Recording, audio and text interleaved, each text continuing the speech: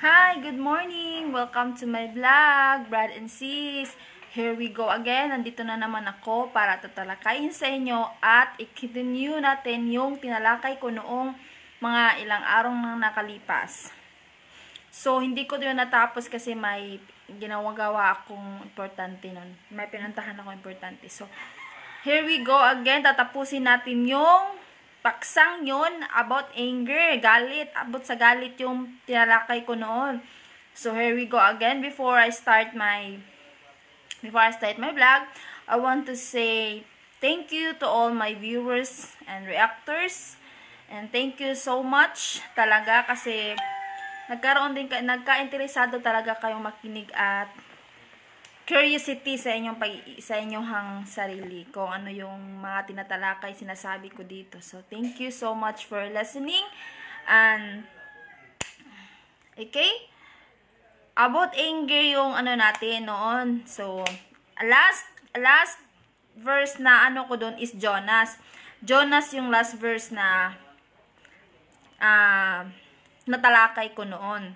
So dito tayo magsa-start sa Santiago.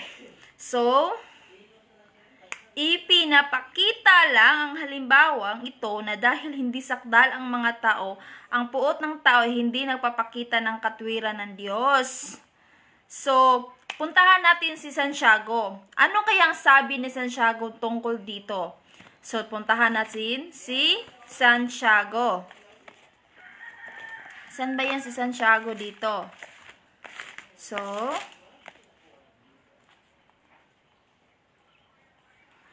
si Santiago ay nasa New Testament. Santiago. Okay. Nasa New Testament si Santiago. Basahin natin si Santiago, mga kapatid.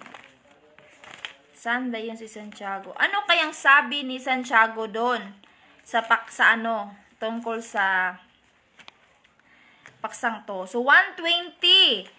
Chapter 1, verse 20, ang sabi dito sa Santiago, sapagkat ang galit ng tao ay hindi gumagawa ng katwiran ng Diyos. So pala, pag nagagalit ang isang tao, hindi gumagawa ng katwiran ng Diyos. Diba? So hindi sila sumusunod sa katwiran ng Diyos.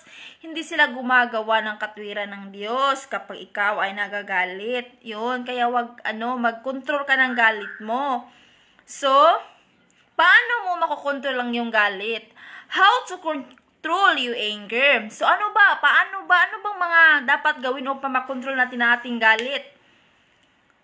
Tandaan na ang mapanganib ang di makontrol na galit. So, tandaan nyo mga kapatid, brothers and sis, na ang hindi makakontrol ng galit ay mapanganib. Mapanganib pag hindi mo makontrol ang iyong galit. Bakit kaya? Bakit kaya, no?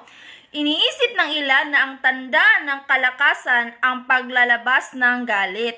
Pero, ang totoo, kapag hindi makontrol ng isang tao ang kanyang galit, mahina. Mahina siya. So, if you can control your anger, you're a weak person. Mahina kang tao. So, kung hindi mo makontrol yung galit mo. So, isa kang mahinang tao pag hindi ka makakontrol ng galit mo. Gaya ng lungsod ng nilusob sa walang pader, ang taong hindi napipigil ng kanyang espiritu. Kawikaan, chapter 25, verse 28, and chapter 29, verse 11. Basahin natin at hanapin natin ang kawikaan dito. Ano yung sabi ng kawikaan? So, ang sabi ng kawikaan,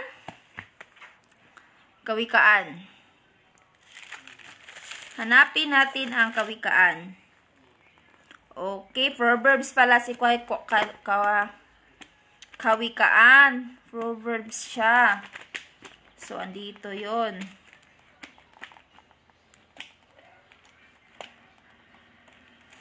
So, ano bang sabi ni kawikaan dito? So, ang sabi ni kawikaan sa Proverbs 25:28.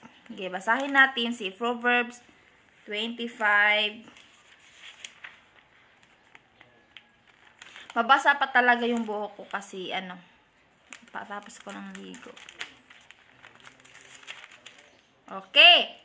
25 verse 28. So, nampas na ako sa Ito. Kita ko na. So, hanapin natin yung 28 na verse. So, ano sabi dito sa Kawikaan? Siyang hindi bumipigil ng kanyang sariling diwa ay parang bayang nabagsak at walang puta. So, parang halimbawa ang binibigay dito. So, sabi niya, pag hindi mo napipigil ang iyong galit, ay para kang bayang nabagsak. Parang isa kang pinunong hindi marunong mamuno ng inyong mga tao. Kapag hindi ka marunong mamuno ng inyong mga tao at nasasakupan, babagsak at magiging mababangkrap talaga imong company o sa imong gidala diha. If you don't know how to manage your company, the people out there, the people around you, your company will be bankrupt, your company will be down. So, dapat mag-control ka na yung galit para hindi ka maging mahinat at maging magiting na pinuno ka at marunong kang magdala. Kasi pag nagpapadala ka ng iyong galit, hindi kasi yun maganda at nagiging panganib yun sa'yo. So, ito. Sa 29, basahin natin kung anong sabi ni 29 dito. Chapter 29, verse 11. Inihinga ng magmang ang buong galit niya, ngunit ang pantas ay napipigil at tumitiwasay. So, yun sabi. Tapos, sa kabilang banda, kapag sinikap natin kontrolin ang ating galit, nagpapakita tayo ng tunay na lakas at kaunawaan. So, pag control mo yung galit mo, kung marunong kang mag-control ng iyong galit, kapag you try to control your anger, talagang nagpapakita tayo ng isang malakas na kaunawaan. So, wait.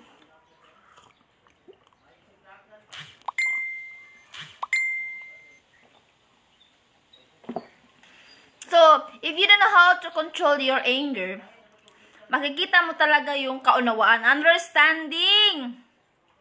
Diba? So, hanapin natin sa Kawikaan 14:29. Ano sinabi ng Kawikaan dito? 14:29. Ano ba yung sabi dito sa Kawikaan? Sa 14:29. So, ito.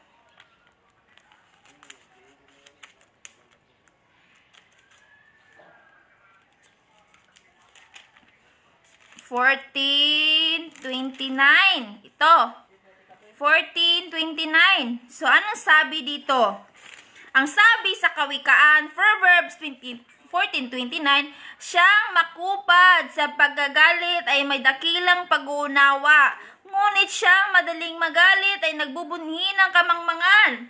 So, pag ikaw pala ay isang taong magalitin, ikaw ay mangmang. Pag ikaw ay taong marunong kumontrol ng iyong galit, ikaw ay isang mapag-unawang tao. So, you need to control your anger.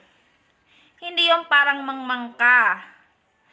Yung hindi mo kinokontrol yung galit mo o hindi mo nilalagay sa lugar yung galit mo, brad and sis. Kailangan mong makontrol yung galit mo para hindi ka maging mangmang, hindi ka maging mahina.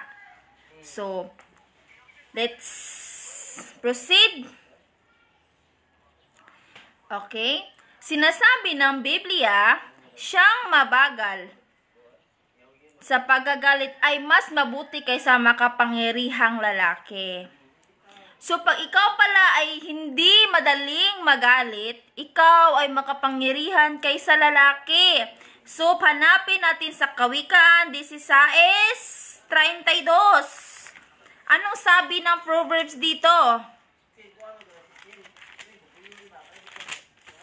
16:32. Ano bang sabi dito sa Proverbs? Ang sabi dito, siyang makupad sa pagkagalit ay maigi kaysa makapangyarihan, at siyang nagpupuno sa kanyang diwa ay maigi kaysa sumasakop ng isang bayan. Ganyan kaganda ang tao hindi magalitin. Yung hindi ka madaling magalit. Yung di ka sa puto na tao. So, ikaw ay mas mabuti kaysa makapangyarihang lalaki. Ganon. Kinukumpara na sa isang makapangyarihang lalaki. So, let's proceed. Kontrolin mo ang iyong galit bago ka makagawa ng isang bagay na pagsisihan mo. Diba? Pag ikaw ay nagagalit sa isang tao, nag-iisip ka na ng mga gusto mong gawin sa isang taong kinagalitan mo. Nag-iisip ka na ng mga bagay na nakakasama na sa'yo. Yung parang napapahama ka na. For example, imong uyab, nangitaglaing uyab. O nya, ikaw, nakakita ka nila in actual. Dayon wala ka ka-control sa imong galit unya na kay gidala diha na sa gidala nimo dadaba ka diag baluti or nadaba ka na kutsilyo nadunggaban nimo ang kuyog sa imong uyab tungod sa imong kalagot. So wala ka naghunahuna ug uyab bagud to niya or yara tong friends tungod sa imong kasiloso wasad sa lugar imong galit tungod sa imong kasuko na nagtan-aw nilang duha nakahimo kag butang na ipagpahamak mo og sa ilaha. So, iwasan mo ang magalit, brothers and sis, at iwanan mo ang pagkangalit. Ang sabi ng awit, Psalms 37:8. Hanapin natin si Psalms dito. Ano yung sabi ni Psalms 37:8? So, ang sabi ni Psalms dito, magalit ka ng pagkagalit at bayaan mo ang puot. Huwag kang mabalisa. Iya'y maghahatid lamang sa paggawa ng kasamaan. Magalit ka magalit. Maglikat ka ng pagagalit. Huwag mong mag-control ka ng iyong anger. Control yung anger, brother and sis. Kasi yan ay nakakasama. Patungo yan sa kasamaan yung galit mo. Kasi yung galit, isa kasi yung hindi magandang karakter o attitude ng isang tao yung madaling magalitin. Hindi yan madaling pakisamahan yung mga taong magalitin. Yung taong hindi nakakakontrol ng kanilang mga emosyon. Yun yung mga taong yun. Yung emosyon sa kanilang galit. Yun yung mga taong hindi mo dapat dili mo dapat maliito na mga yan na tao kay lisod na silang magalit. Hilumon na sila pero waka kay baloon sa na ilahang labok diha hilumon. Tas og labok. So ayaw pwede likay-likaya ninyo ng mga tao na sa puton kaayo o dili mo kay masigkuan kay lisod na siya pag sa puton. Anong tao na sa puton lisod na siya, hina na sila. Dili nagtuo ka o ikaw magalitan kang tao, isog kay kadiha. Akala mo isa kang malakas. Ikaw ay mahina pag ikaw ay magalitin, sabi ng Biblia. So isa kang mangmang na tao pag ikaw ay hindi makakontrol ng inyong galit, brother and sis. So idinagdag pa nito, huwag kang mag-init na hantong lamang sa paggawa ng kasamaan. Kasmasama. Huwag kang mag-init. Ayaw pag init-init diha. Namura ng kapatsunon og tao. Ayaw, anak. Control, brother and sis. Kasi hahantong yan sa paggawa ng masama. That's why I said kanina. Na pwede kang pumatay. Pwede kang anong gagawin mo sa isang taong talagang sobra yung galit mo. So, control yung anger, brother and sis. So, kaya kapag nagkakaramdam tayo ng galit, may magagawa tayo. Yes! If we get anger, may magagawa tayo. Pwede tayong gumawa sa ating sarili. Okay. Pwede tayong gumawa sa ating sarili para magkaano tayo ng galit natin. Pag tayo nagagalit, we can do something in ourselves. We can hurt ourselves. We can hurt somebody. Kasi we can't control our anger. So, control your anger, brother and sis. Kasi pag if you can control your anger, you are a weak person. You are a weak person. You're not strong. You are not makapangyarihan, powerful if you are anger person. No, you are a weak person. So control your anger, brad and sis. Because if you don't control anger, you are weak. So ayaw mo maging mahina. So if you don't want to be weak, so control your anger, brad and sis. So pag ikaw ay nakakaramdam tayo, if we feel anger in ourselves, makakaramdam tayo ng galit, we can do something na not good for us. It's bad. So, pwede nating itong pahupain bago pa tayo makagawa ng masama. Pwede kang gumawa ng mga bagay na nawawala yung galit mo. You can do something that will be disappear or what, or something na mawala yung galit mo, brad and sis. Sabi sa Efeso. So, we read Efeso verse, okay, wait. Saan ba yung Efeso dito? So, here. Okay. Hanapin natin si Efeso. Hanapin natin Efeso dito, okay? Hanapin natin si Efeso. Okay, ang Efeso ay nasa New Testament. So, Efeso.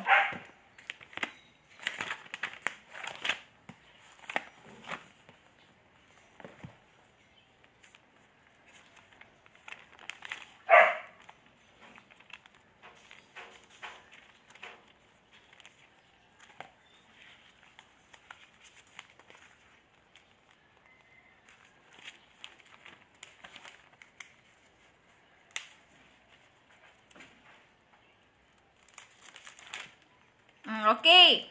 Here, ang sabi sa Efeso, the Ephesus said, for chapter 4, verse 26, Efeso written, what's written in Efeso? Ano bang nakasulat dito sa Efeso? So, 4:26. So, here, kayo'y manggagalit at huwag mangangalit at huwag kayong mga sala. Huwag lumubog ang araw sa inyong galit. So in English, be ye angry and sin not. Let not the sun go down upon your wrath. So control your anger kasi it's not good. If you don't know how to control your anger, bad and sis, it will cause you harm. Diba? Mapapasama ka. So, please control your anger, brad and sis. Okay? Wag mong, don't wait the time na, if don't wait the time, will come that you will be in harm. So, okay? So, please control your anger. So, let's proceed. Kung posibleng umalis ka kapag nanggagalit ka. Ang pasimula ng pagdatalo ay gaya ng isang nagpapakawala ng tubig. Ang sabi ng Biblia, bago sumiklab ang away, umalis ka na. So, kawikaan. Let's proceed. Balikan natin ang kawikaan. Ano bang sabi sa kawikaan dito? Proverbs. Anong sabi dito? Proverbs 17, verse 14. Sabi dito, ang pasimula ng pagkakaalit ay gaya ng pagbuga ng tubig, kaya iiwan ninyo ang pagtatalo bago mag-init sa pagkakaalit. So, the beginning of a strife is as when one letteth out water. Therefore, leave off contention before it be meddled with. So, pag nakita mo na yung isang tao na sobrang galit na talaga sa'yo, wag mo na siyang kulitin, brad and sis. Ayaw na siya pasaputa o maayo. Kinahanglan imo na siyang biyaan, mulakaw na lang ka. Kaya ka na siya mahuwasan ra na. Kaya kung di ka mulakaw, magpakita, pagyapon ka siyang na. Pagpakita, ragyapon ka diha. basin maunsa ka, basin makahimo siya butang na dili ang niya mabuhat niyo. So please, ayaw kung sa puton mo, kung sa puton na yung bana, yung asawa, yung ate, yung mama or something daha, please, ayaw mo pagpabadlo, ayaw mo ingon inyong kulit-kuliton sa puton na ninyo maayo. So biyai na siya, lakaw dito, makita na gali ka na okay na siya dito, na sa istoryahan mo siya. So diha, di kay mukuan ka sa iyahang kasuko, musabay pud ka. So ana na siya. Kahit na tamang ayusin agad ang mga di pagkakasundo, kailangan mo na ninyong magpalamig para mahinahon kayo makapag-usap. Yes. Alamin ang totoong nangyayari. So, alamin natin kung bakit nagagalit ang isang tao. Alamin ang totoong nangyayari. Ang kaunawaan ng tao ay tunay na nagpapabagal ng kanyang galit. Ang sabi sa Kawikaan 19. Anong sabi dito? 19:11. So sabi dito sa Kawikaan, ang bait ng tao ay nakapapakupad sa galit at kanyang kaluwalhatian ay paraanin ang pagsalangsang. So the discretion of a man differeth his anger, and it is his glory to pass over a transgression. So, kahit mabait kang tao, pero pag nagagalit ka, nawawala talaga yung bait mo at yung ikaw, siguro, masunurin kang tao, pero pag dumating yung araw na pag nagalit ka na, parang ayaw mo nang sumunod. Na doon na, nagpa-follow na yung transgression, yung paglabag mo sa utos. So, please, control your anger, brad and sis. Huwag ganun. Kasi pag hindi mo makontrol yung anger mo, pwede kang maging disobedient person. Diba? Lalo na kay God. So, huwag ganun. Huwag mo hintayin na maging ganun. So, kailangan malaman muna natin ang lahat ng detalye bago tayo gumawa ng konklusyon.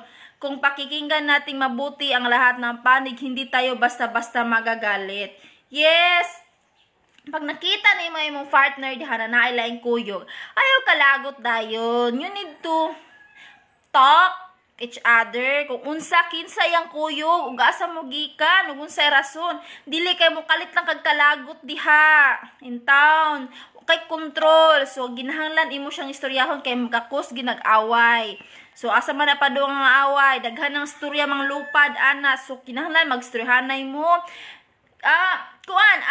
Unsay problem, unsay ngano, unsa nang buhata, unsa nang ngano nagkuyog na sila or something, unsay problema ninyo, dili kay inyong awayan, lagot-lagot dayon. So kinahanglan mag-control. Kontrolon ninyo og istoryahon ninyo usag usa.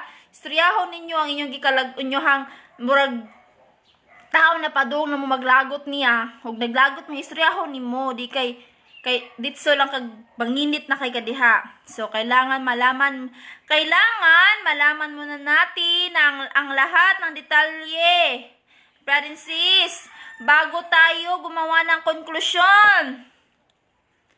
We need to know the whole details before we get a conclusion. Before we do the conclusion, we need to know the whole details of what happening. Unsa na siya, unsa nahitabo diha before we get a conclusion or before we do the conclusion. Kung pakikinggan nating mabuti ang lahat ng panig, hindi tayo basta-basta magagalit. If you understand and listen, what's the reason on that happens? Diba? Hindi tayo basta magagalit. So, Santiago, hanapin natin si Santiago.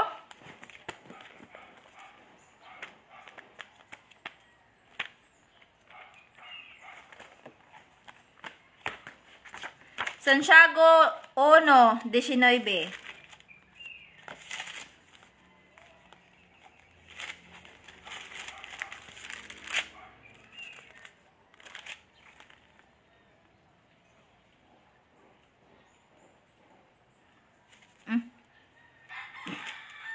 Dara.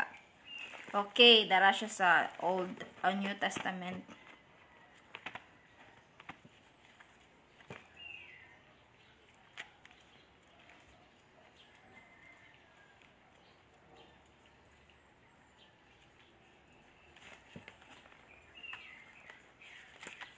Three, 7, 3. Oh, dara nalapas na day ko. So, here, Santiago. What's the written on Santiago? Santiago is a James. So, James 1:9.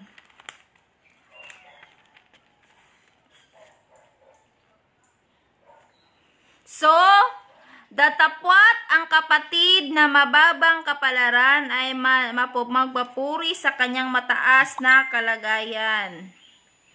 Hindi pala yan. 19 pala. So, dito. Nalalaman ninyo ito, minamahal kong mga kapatid, ngunit nagmaliksi ang bawat tao na makikinig, magpakupad, panalita, magpakupad sa pagagalit. So, you know, alam mo naman kung anong pag-control ng galit mo, pero mas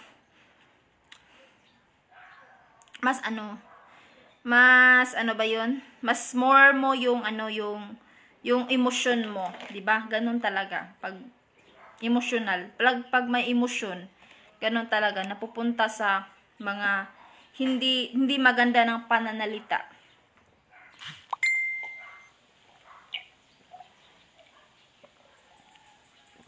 So here. So, manalangin para sa kapayapaan ng isip. Pray, brother and sis. Matutulungan tayo ng panalangin na magkaroon ng kapayapaan ng Diyos na nakakahigit sa lahat ng kaisipan. Pray, brother and sis. Diba? The best solution is to pray. That mabigyan ka ng kaunawaan at magandang pagkapayapaan ng pag-iisip. So, pray. Filipos. Hanapin natin sa Filipos 4:7. Ano sabi sa Filipos dito? So, here. Filipos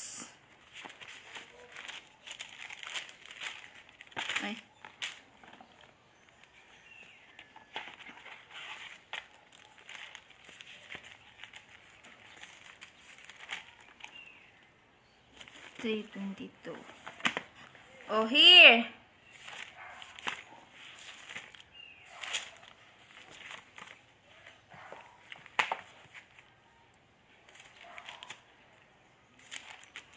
Okay. Filipos 4:7. Okay, here. Okay, let's read it.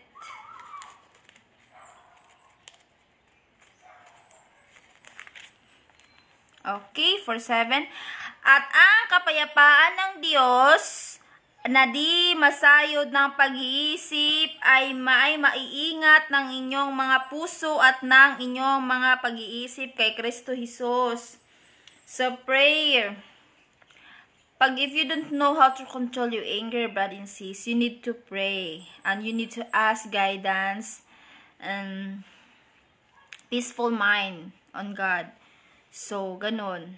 Kasi God knows your mind, your heart. Only God knows for everything. Okay?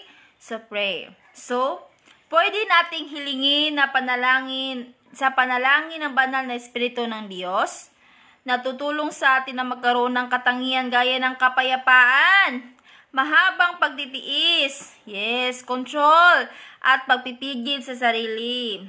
Diba? Control your anger, control yourself to anger. Lucas 11:13.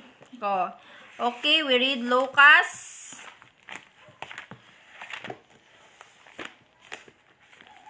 Basahin natin si Lucas.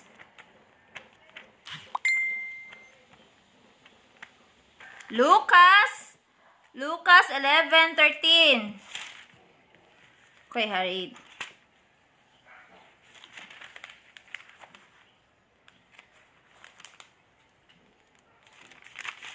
Okay, ang sabi dito, kung kayo nga bagaman masasama ay marunong magbigay ng mabubuting kaloob sa inyong mga anak, gaano pa kaya ang inyong Ama na kalangitan ang bibigyan ng Espiritu Santo sa nagsisihingi sa Kanya? So yes, God is so good all the time. So, kung ikaw nga isang masama, nagbibigay ka pa ng magandang kalooban sa iyong anak, kahit ikaw ay masamang tao, kahit isa kang masama, if even you're a sinners person, you know how to handle your children, people around you, how much more our God in heaven, our God the Father, na God the Father, na He knows everything what we ask for, diba? So, ganun ang Panginoon natin. So, He gave everything to us. Okay? So, pray lang, brother and sis. So, Galatia 5:22-23. Galatia. Hanapin natin si Galatia. Wala dito si Galatia. Dito.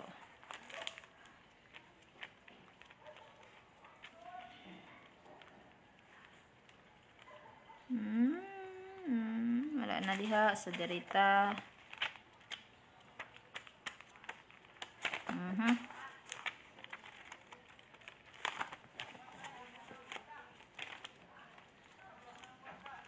Okay. Galatia.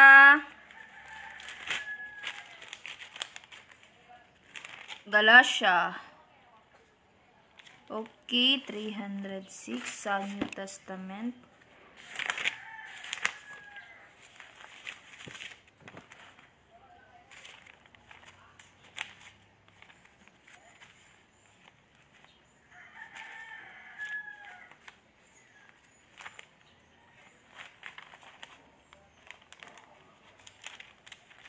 Okay, here. Okay, ano bang nandito sa Galatia? So, basahin natin si Galatia 5:22-23.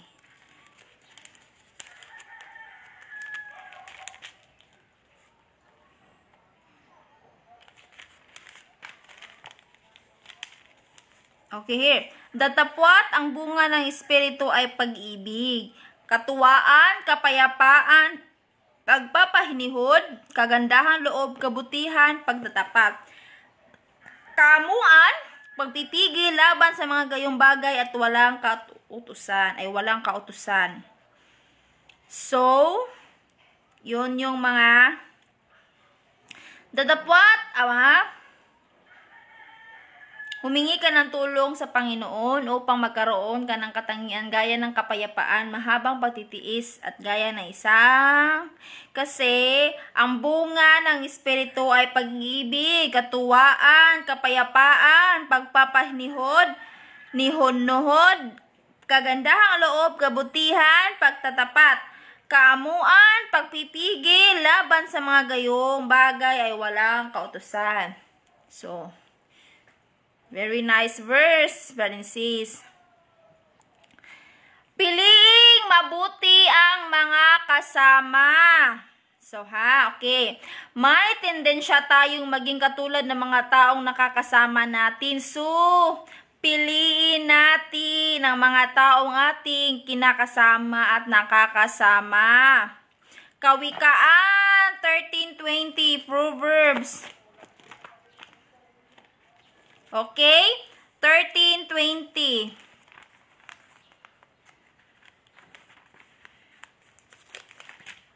Sabi dito, piliin mo mabuti ang iyong kasama.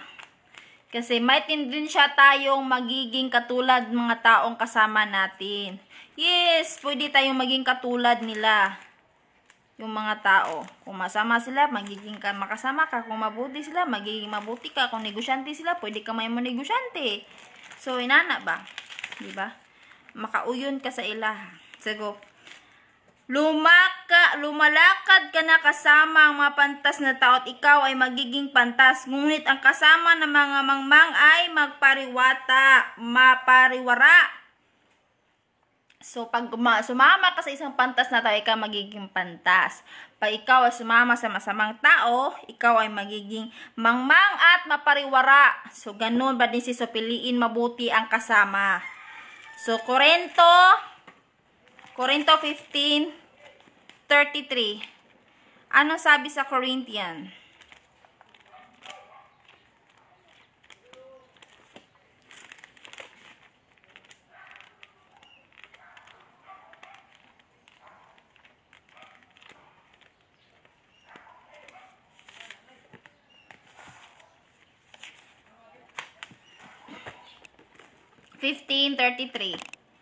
Corinthians 15:23 at 33. Anong sabi kaya dito sa Corinthian?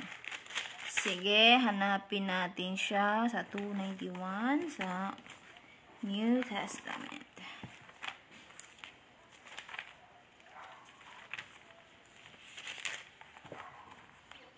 Okay, here. Okay. 13 15 pala. 15:33. Ano kayang sabi dito sa Korinto?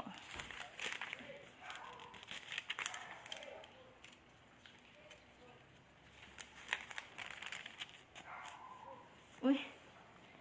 1 Corinthian. For mga taga-Korinto 15. Okay, dara, ito. Ito, second pala yun. Ito.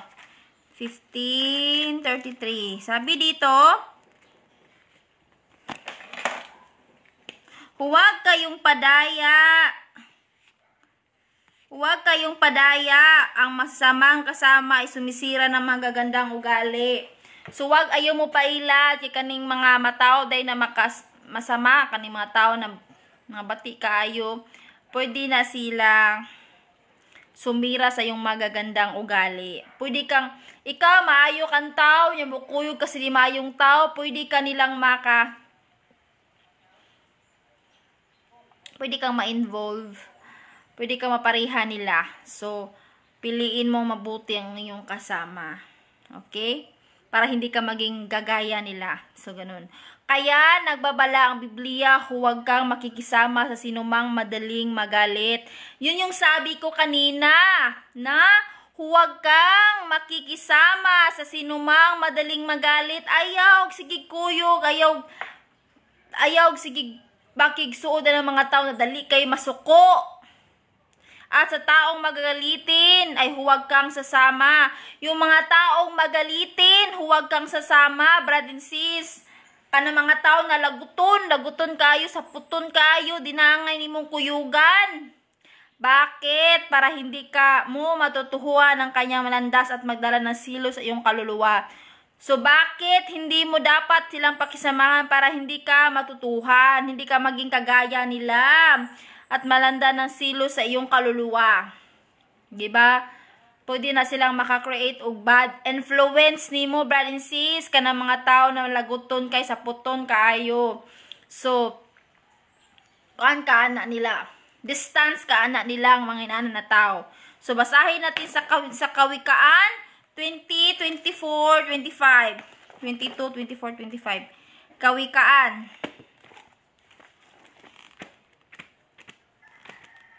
Proverbs 22, 24. Okay.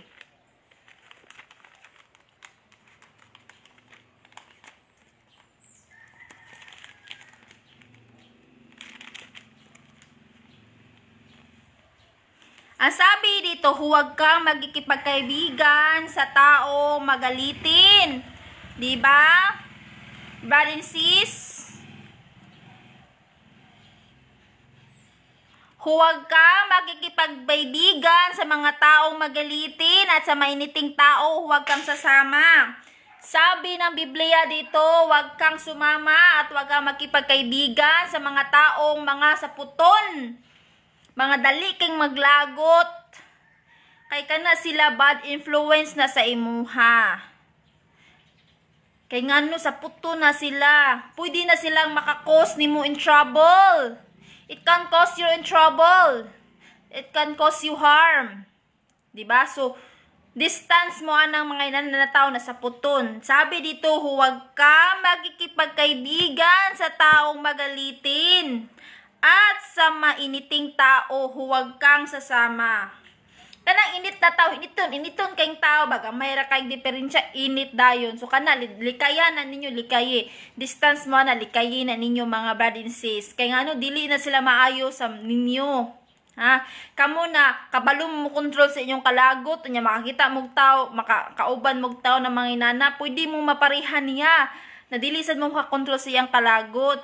Sa kanyong kalagot, yung bis kabalo na mo control, kung makikuyog mo na nila mga inana, pwede mo maparihan nila, pwede ni mo mausab ang imuhang pagka-control, pwede na pud kang maparihan nila.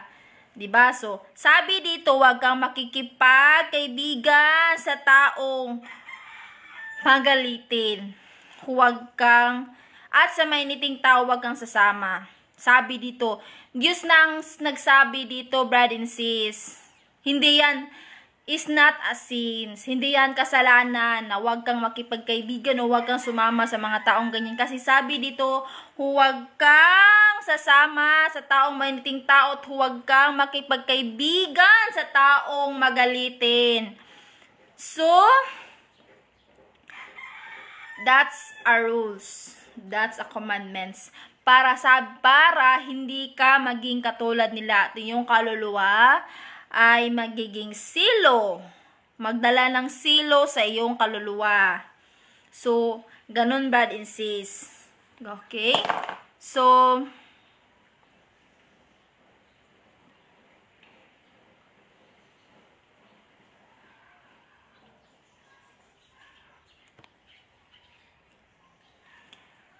okay?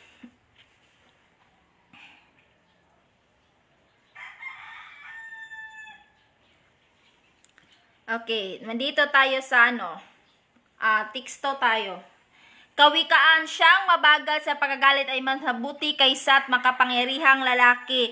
Ibig sabihin, malakas ka kung magkontrol mo ang iyong galit. So, sabi dito sa Kawikaan 16:32, siyang mabagal sa pagkagalit ay mas mabuti kaysa makapangyarihang lalaki. Ibig sabihin, malakas ka kung nakakontrol mo ang iyong galit. So, yun ang ibig sabihin. Kawikaan 17:14, ang pasimula ng pagtatalo ay gaya ng isang napagpakawala ng tubig, kaya bago sumiklab ang away, umalis ka na. Kapag nagsisimula ng uminit ang ulo, umalis ka muna. Ha? Yung mga taong nagagalit ay yung, di ba, nakaisala sa imong mama or sa imong papa, sa imong ating, galagot na jud kay sila. So, ayaw jud sa bayi ilang kalagot. Ayaw jud pada sa imong emosyon pong kaugalingong emosyon. So ikaw may nakasa, ikaw may lagot naman jud kay sa init na mong ulo, so palayo sa gamay, palayo sa distansya. Ha? Umalis ka muna. Ha? Kapag nagsimula ng uminit ang ulo mo, umalis ka muna. Ikaw brad and sis, lahi ang imong ikaw sad kung maglagot na ka sa imong igsuon, sa imong mama, sa imong papa, lagot na ka, nakakatiis, emosyon na kay ka. So kuan sa lakaw sa dito, pahungaw sa imong kalagot, ha? Dili kay masobraan na ka. Ayaw, kung lagot na jud ka sa tao, please pahungaw lang sa lakaw lang sa dito, pahungaw lang sa pangita lang sa kahungawan nimo. Dili kay imo silang iatubang og maayo. So ikaw mo sad na naka-encounter mo ginan na tao kay di man na malikayan, so kinahanglan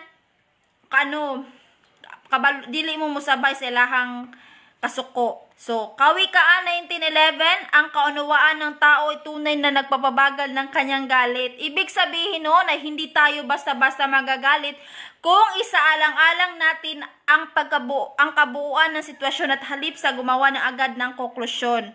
So, wag ka munang gumawa ng isang konklusyon kung hindi mo alam kung anong nangyayari, kung anong rason, kung bakit nangyari yan. So, kailangan mo munang alamin kung ano ang kabuuang sitwasyon dyan, kung bago ka gumawa ng konklusyon, bago ka mag-judge dyan sa anong bang nangyari dyan. So, kanon yan.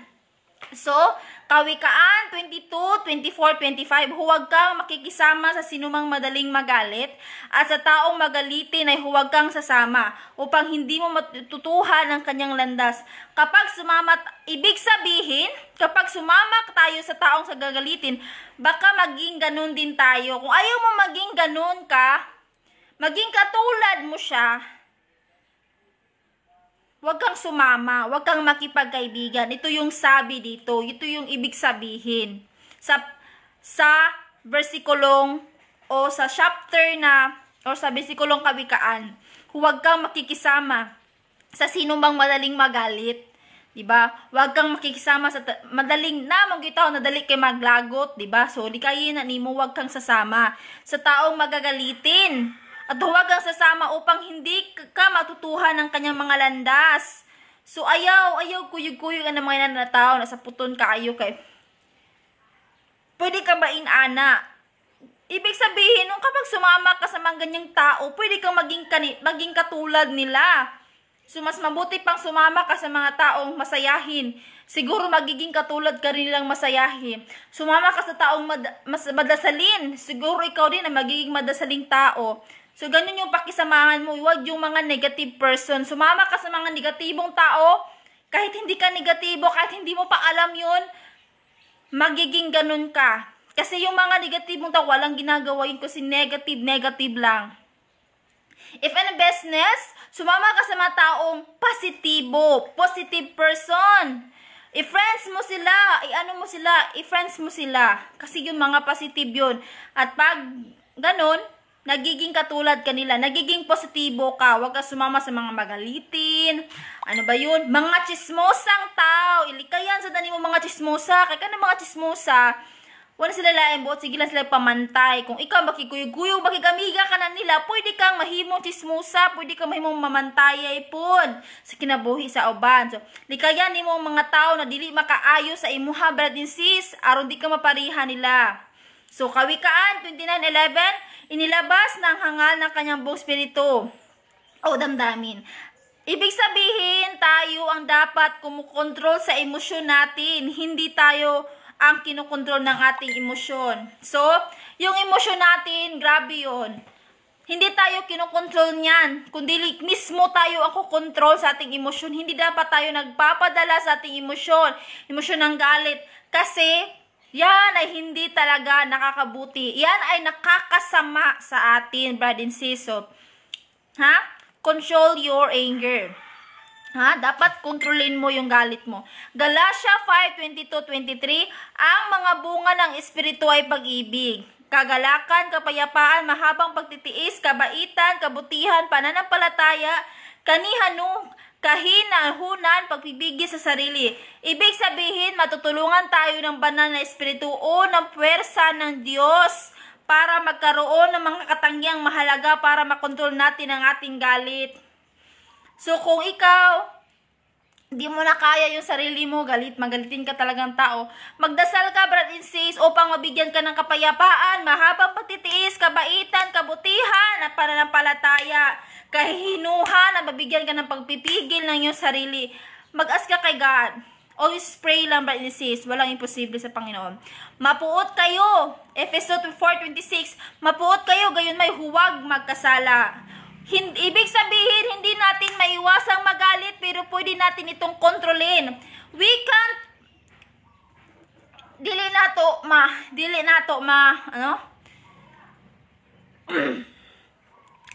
to maiwasan.